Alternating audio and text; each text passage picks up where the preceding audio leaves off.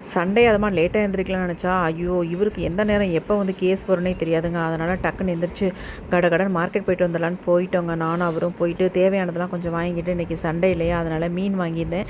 2 கிலோவுக்கு பாறை மீன் மட்டும் வாங்கிட்டு வீட்டுக்கு வந்தாச்சு. கூடவே மாம்பழம் வாங்கியிருந்தேன். மாம்பழம் சூப்பராக இருந்துச்சு. சீசன் வேறு முடிஞ்சு போச்சா, அதனால் ரேட்டே ரூ. 100 1 கிலோ. கிச்சனில் நம்ம வேலையை ஆரம்பிக்கலான்னு எந்திரிச்சேன். 2 பசங்க நம்ம வீட்டுக்கு வந்துட்டாங்க. எதுக்குன்னு பார்த்தா நம்ம வீட்டில் அவுடோர் கிச்சனில் ஒர்க் பண்ணுறதுக்காக வந்திருந்தாங்க. கொஞ்சம் டைல்ஸ் போட்டணும்னு வாங்கி வச்சுருந்தோம். அதை வந்து ஆல்ரெடி முன்னாடியே வந்து பார்த்துட்டு போயிட்டாங்க அந்த பசங்க. பார்த்துட்டு இன்றைக்கி வந்திருந்தாங்க ஞாயிற்றுக்கிழமை.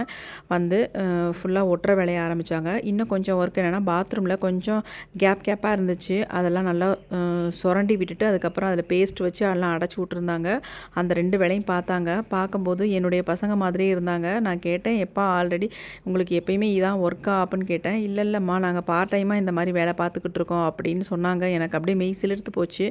ரொம்ப சந்தோஷமாக இருக்குப்பா நீங்கள் சொல்கிறத கேட்குறதுக்கு. ஒரு வயசு வரைக்கும் தான் பெற்றவங்களை டிபெண்ட் பண்ணி பிள்ளைங்க இருக்கணும். அதுக்கப்புறமேட்டு நம்மளே சம்பாதிக்கணும், நம்ம காசுலேயே படிக்கணும் அப்படின்னு நினைக்கணும் எல்லா குழந்தைங்களுமே. அப்படி நினச்சாதான் நம்ம குடும்பம் நல்லாயிருக்கும். 4 பேரும் 4 விதமாக உழைச்சோம்னா நம்ம குடும்பத்தில் வருமானம் அதிகமாகும், வசதி வாய்ப்புகள் கிடைக்கும். கண்டிப்பாக நான் சொல்கிறது வந்து உண்மையாக பொய்யா நீங்கள் கமெண்ட் பண்ணுங்கள்.